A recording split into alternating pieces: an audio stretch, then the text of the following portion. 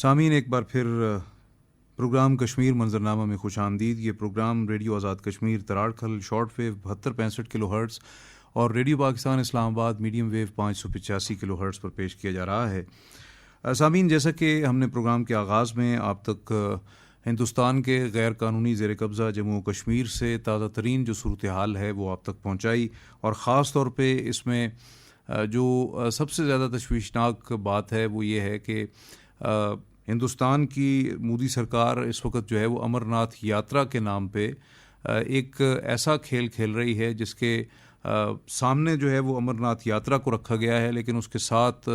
نیم فوجی دستوں کی 300 کمپنیاں، جس میں جو ہے وہ بختر بند گاڑیاں اور بلٹ پروف گاڑیوں کے ساتھ ساتھ جو ہے وہ مختلف بنکرز اور سب کچھ جو ہے وہ اس وقت مقبوضہ علاقے میں پہنچا دیے گئے ہیں. اور خاص طور پہ اس وقت جو مقبوضہ علاقے میں تفریحی علاقہ ہے پہلگام کا، وہ تو اس وقت جو ہے مکمل طور پر ایک فوجی چھاؤنی کا منظر پیش کر رہا ہے. یعنی ایک شخص کے اوپر جو ہے وہ 2 سے 3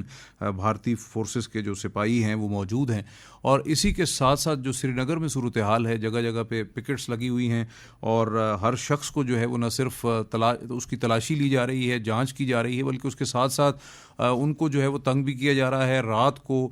خاص طور پہ جو ہے وہ گھروں میں چھاپے مارے جاتے ہیں اور مختلف حوالے سے جو ہے وہ نوجوانوں کو نشانہ بنایا جاتا ہے. اور اس وقت ماورائے عدالت قتل ہو، چاہے وہ جنگی جرائم ہوں، چاہے وہ نسل کشی کی مختلف جو ہے وہ پالیسی ہو، تو ہندوتوا پالیسی کی پیروکار مودی سرکار جو ہے وہ اس وقت ہندوستان کے اندر اسرائیلی نقش قدم پر چلتے ہوئے یہ تمام جو گھنونے کھیل ہیں وہ کھیل رہی ہے. اور اس کے ساتھ ساتھ جو ہے وہ کشمیریوں کی شناخت کو مٹایا جا رہا ہے، ان کے کاروبار، ان کی اراضی، ان کے باغات، ان پر قبضہ کیا جا رہا ہے. اور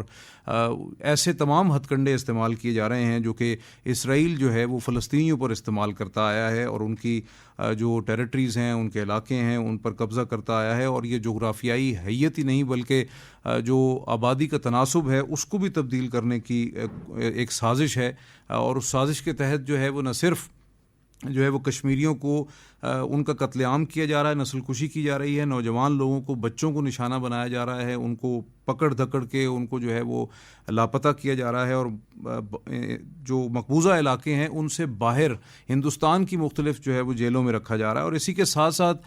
جو ہے وہ حریت قیادت پابند سلاسل ہے، اور کشمیر میں غیر کشمیریوں کو لا کر بسایا جا رہا ہے. لاکھوں کی تعداد میں ڈومیسائل جو ہیں ان کا اجرا کیا جا رہا ہے. اور یہ تمام صورتحال کچھ ایسی ہے کہ اس پر جو ہے وہ پوری دنیا ایک چپ سادے ہوئے ہے. کچھ ایسا لگ رہا ہے کہ اقوام متحدہ کی 2018-19 کی رپورٹس ہوں، چاہے وہ ایمنسٹی انٹرنیشنل جو ہے اس کا واویلا ہو، چاہے وہ جینوسائیڈ واچ کی رپورٹس ہوں، اور مختلف اس طرح کی جو رپورٹس ہیں، اور پھر جو ہے وہ مختلف حوالے سے یہ تمام چیزیں جو ہیں وہ آگے بڑھ رہی ہیں. ان تمام امور پر بات کرنے کے لیے اس وقت جو ہے وہ ہمارے ساتھ اسٹوڈیوز میں موجود ہیں بین الاقوامی اسلامی یونیورسٹی کی ڈین شعبہ social sciences doctor Amna Mahmood صاحبہ. ڈاکٹر صاحبہ، آپ کو بہت بہت خوش آمدید پروگرام میں. تو سب سے پہلے میڈم آپ سے میں جاننا چاہوں گا کہ اس وقت جو ہے وہ مقبوضہ کشمیر کی جو صورتحال ہے وہاں پر ایک خوف کا کاروبار ہے، اور وہاں ہندوستان کی جو مودی سرکار ہے، خاص طور پہ 5 اگست 2019 کے بعد سے یہ پورا علاقہ جو ہے اس کو ایک چھاؤنی میں تبدیل کر دیا گیا ہے. ہر شخص پر کم از کم 1 سے 2 فوجی لگا دیے گئے ہیں. اور اب امرناتھ یاترا کے بہانے جو ہے وہ نہ صرف وہاں مزید فوج لائی جا رہی ہے، بلکہ اس کے ساتھ ساتھ کشمیریوں کی جو رہی سہی پراپرٹیز ہیں، اراضی ہے، باقی چیزیں ہیں، ان پر بھی قبضے کیے جا رہے ہیں، گھروں کو مسمار کیا جا رہا ہے. کیسا دیکھ رہی ہیں اس ساری صورتحال کو؟ بہت بہت شکریہ انوائٹ کرنے کے لیے. اور یہ تو سلسلہ بہت پرانا چل رہا ہے، اور ہم نے دیکھا کہ 5 اگست کے بعد سے خاص طور پہ جو کشمیر کے سلسلے میں انڈین گورنمنٹ کی اسٹریٹجی ہے کہ کسی بھی طرح سے اس کو انڈیا کا حصہ بنا دیا جائے. کانسٹیٹیوشنلی تو انہوں نے کر دیا، 370 کو ریووک کر دیا، تو یہ سنگل ہینڈڈلی نہیں ہو سکتا تھا. اس کے لیے انہوں نے بہت زیادہ پلاننگ کی کہ اب دیکھیں دنیا کا کیا رسپانس آتا ہے. تو آپ نے دیکھا کہ دنیا کا رسپانس ایک ल्यूक वार्म सा है। जी बिल्कुल ऐसे पाकिस्तान ने केस उठाया जनरल असम्बली में, यूएन जनरल असम्बली में, और सब लोग वहाँ पे सुन रहे थे। लेकिन मिस्टर मोदी को नाराज़ करना किसी के लिए इसलिए मुमकिन नहीं है कि इंडिया बहुत बड़ी मार्केट है, बहुत बड़ी इकॉनमी है और उनके बहुत ज़्यादा स्टेक्स हैं उसके साथ। तो हमने देखा कि एक सिस्टमेटिक एफर्ट की गई है कि किस तरह से ना सिर्फ ये कि डेमोग्राफिक प्रेशर चेंज कर दिया जाए, और पहले जो प्रॉपर्टी नहीं सेल हो सकती थी कश्मीरियों की, नॉन कश्मीरीज को नहीं हो सकती थी, वो भी उन्होंने कानून के तहत ख़त्म कर दिया। और फिर एक बहुत ज़्यादा इंसेंटिव और इन्वेस्टमेंट के नाम पे एक टेम्पटेशन क्रिएट की गई है, ना सिर्फ इंडियंस के लिए बल्कि दुनिया भर के लिए, कि वो कश्मीर में इन्वेस्टमेंट करें और उनको इनसे बहुत ज़्यादा फ़ायदा हो। और उसका मकसद भी यही है कि जो इंडिजिनस कश्मीरी हैं उनको साइड लाइन पे कर दिया जाए और उनको हमेशा के लिए दीवार के साथ लगा दिया जाए, और वो वहाँ पे सिर्फ जैसे काम करने वाले लोग होते हैं, चाय पिलाने वाले, पानी पिलाने वाले, या छोटे मोटे कोई हॉकर हों, तो वो ऐसी ज़िंदगी गुजारें। वरना आपने देखा कि अभी G20 की जो एक साइड टूरिज़म वाली मीटिंग हुई थी, वर्किंग ग्रुप की, जी वर्किंग ग्रुप की मीटिंग हुई, तो उसके लिए बाकायदा इंक्रोचमेंट्स को हटाने के नाम पे लोगों के घरों को मिसमार कर दिया गया और उनको वहाँ से डिस्प्लेस किया गया जहाँ पे वो सदियों से रह रहे थे और उनके एंसेस्टर्स वहाँ पे रह रहे थे। तो इसमें भी भारतीय हुकूमत की बदनीयती नज़र आती है कि बजाय के खाली ज़मीनें भी कश्मीर में बहुत पड़ी हैं, उन्हें आबाद कर दिया जाए, वहाँ पे होटल्स बना देते, वहाँ पे स्टे करने के लिए अरेंजमेंट करते। तो इससे हमें ये पता चलता है कि ये एक पूरी सिस्टमेटिक एफर्ट है। अपार्ट फ्रॉम दैट, जो आपने भी मेंशन किया है कि एक आदमी के ऊपर 8 फौजी हैं और वो उसी तरह से यानी अदालत भी उनकी है, मुद्दई भी वही हैं, गवाह भी वही हैं और अदालत भी वही हैं, और मावराए अदालत कत्ल का तो कोई सवाल ही नहीं है। बंदे वहाँ से गायब हो जाते हैं और पता ही नहीं चलता कि वो कहाँ गए हैं। हर घर से कोई ना कोई बच्चा, कोई ना कोई बेटी, कोई ना कोई बुजुर्ग उठाए हुए हैं, जिसकी वजह से वो बेचारे सांस भी नहीं ले सकते। और घरों की में चार दीवारी का कोई तस्वर मौजूद नहीं है, किसी वक्त भी तलाशी हो सकती है। तो ये इतनी गंभीर सूरत हाल है कि इंसानी हकूक़ के लिहाज से ज़मीन पे अगर कोई दोज़ख है तो वो इस वक्त कश्मीर है। बिल्कुल सही, और बिल्कुल आपने दुरुस्त फरमाया, सूरत हाल बिल्कुल ऐसी ही है। और अगर हम अमरनाथ यात्रा के नाम पे जो है वो कुछ और चीज़ें भी ऐसी हो रही हैं जो ख़ास तौर पे अगर हम जिक्र करें, आमिर साहब आपका ताल्लुक़ क्योंकि कानून के शोबे से है और मकबूजा जम्मू कश्मीर में इस वक्त तो सिर्फ काला कानून है,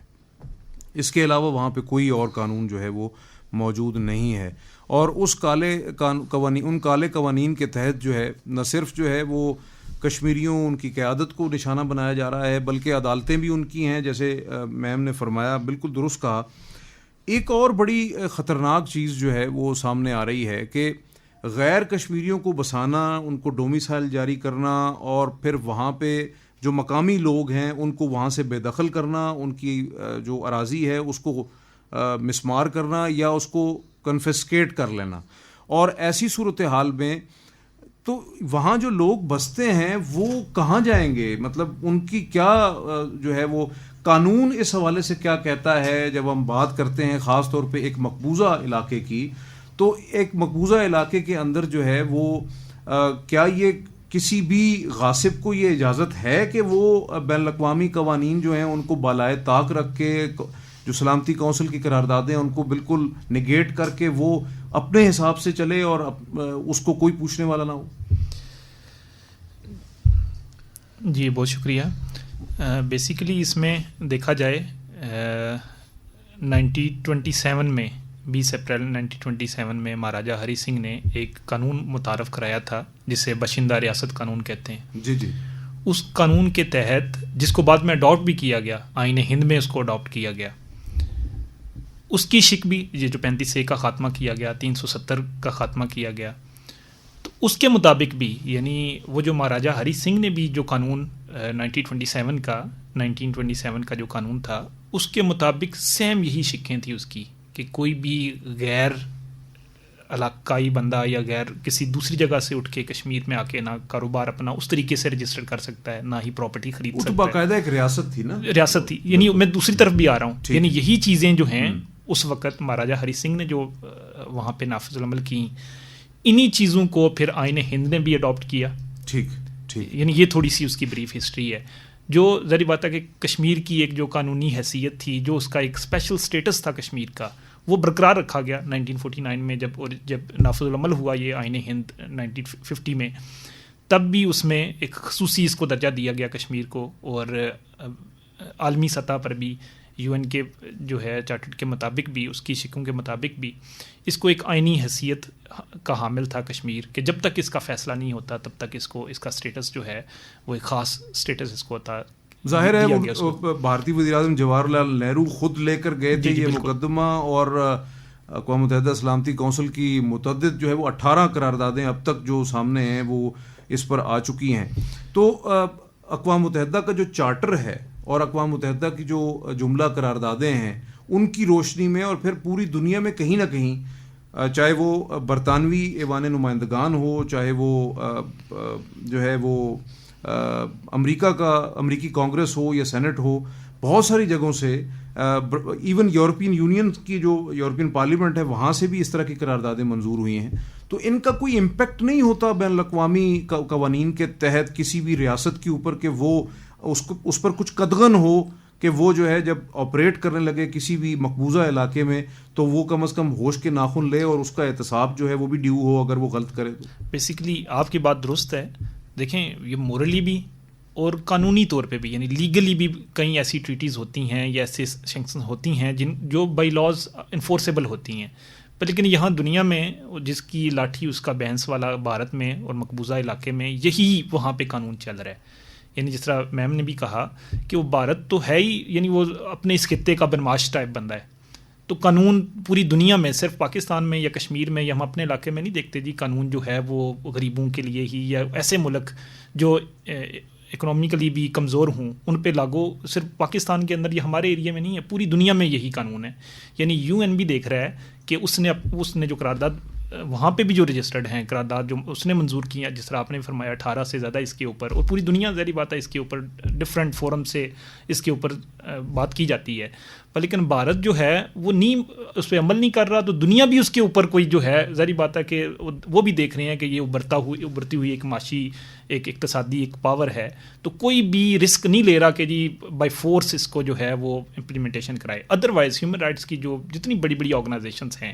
اب یورپ کے اندر دیکھ لیں, امریکہ کے اندر دیکھ لیں, وہاں پہ ایک چھوٹا سا کسی سنگل انسان کو یا کسی جانور کو بھی نقصان پہنچتا ہے تو یہ ساری کی ساری یہ جو ہیومن رائٹس کی آرگنائزیشن ہیں گٹھی ہو جاتی ہیں, اس کے اوپر جو ہے قانون پاس کیے جاتے ہیں, سزائیں ہوتی ہیں. پر لیکن یہاں پہ تو داخل ہی نہیں ہونے دیا جا رہا. ہیومن رائٹس کی وہ والی آرگنائزیشن صرف وہاں پہ داخل ہوتی ہیں, جا کے رپورٹنگ کرتی ہیں جو ان کی مرضی کے مطابق جو ہے رپورٹنگ کریں آگے فردر. بالکل ٹھیک, بالکل ٹھیک. عامر صاحب جی میم جی میں یہ ایڈ کرنا چاہتی ہوں کہ دیکھیے یہ جو جس طرح کا مسئلہ کشمیر ہے, یہ وہ اس کو ہم کہتے ہیں کہ یہ انفنش ایجنڈا ہے 1947 کی تقسیم کا. اور جس وقت وہ ڈاکومنٹ آف ایکسیشن سائن کیا مسٹر لارڈ ماؤنٹ بیٹن نے, اس پہ بھی یہ لکھا ہوا تھا کہ کشمیریوں سے ان کی رائے پوچھی جائے گی, ٹھیک ہے. تو لیکن اس کے بعد یہ جو ساری ہی سپر پاورز ہیں ان کی کوئی ول نہیں ہے کہ اس کو ریزالو کیا جائے. اور جیسے ابھی مینشن کر رہے تھے میرے کولیگ, تو اصل مسئلہ یہ ہے کہ پاکستان عالم اسلام کی واحد ایٹامک پاور ہے, ٹھیک ہے.